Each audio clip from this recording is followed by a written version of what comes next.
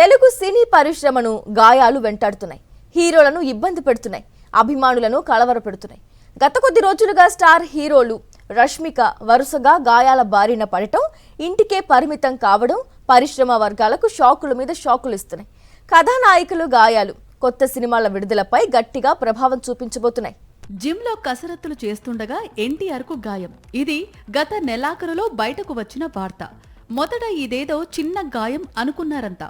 ఎందుకంటే young tiger కోలుకునేందుకు 7-8 వారాలు విశ్రాంతి తీసుకుంటే సరిపోతుంది అన్నారు.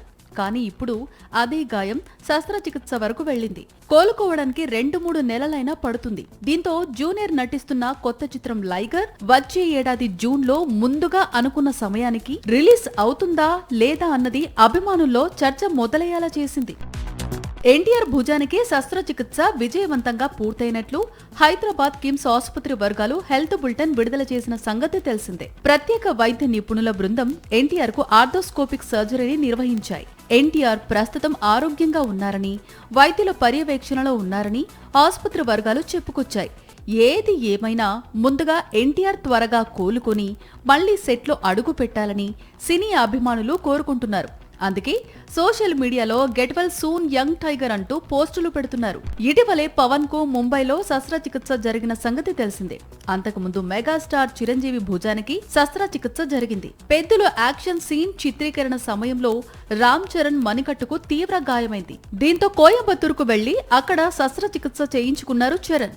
బరి అనే కొత్త సినిమా కోసం సిద్ధమవుతూ ఉండగా కాలికి గాయం కావటంతో కొన్ని నెలలుగా చికిత్స తీసుకుంటూ ఇప్పుడిప్పుడే కోలుకుంటున్నాడు వరుణ్ తేజ్.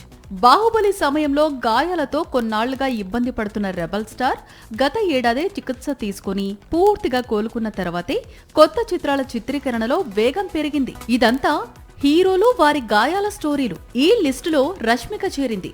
తాను నటిస్తున్న విమెన్ సెంట్రిక్ మూవీ మైసా కోసం ఓ కీలకమైన సన్నివేశం చిత్రీకరిస్తున్న సమయంలో రష్మికకు గాయమైంది. తుంటి కాలుని కలిపే టెండన్స్ ఒకవైపు 4 ఉంటాయి.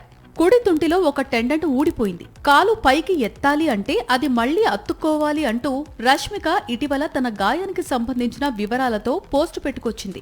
మొత్తంగా టాలీవుడ్ ను పాన్ ఇండియాను పాన్ ఇంటర్నేషనల్ రేంజ్ కు తీసుకెళ్లాలి అనే ప్రయత్నాల్లో ఉన్న హీరోల స్పీడ్ కు గాయాలు బ్రేకులు వేశాయి. దీంతో అనుకోకుండా అందివచ్చిన సమయాన్ని ఒక్కో హీరో ఒక్కో విధంగా సద్వినియోగం చేసుకునే పనిలో పడ్డారు. అయితే హీరోల గాయాల ప్రభావం మాత్రం ముందుగా విడుదల తేదీలపై పడనుంది.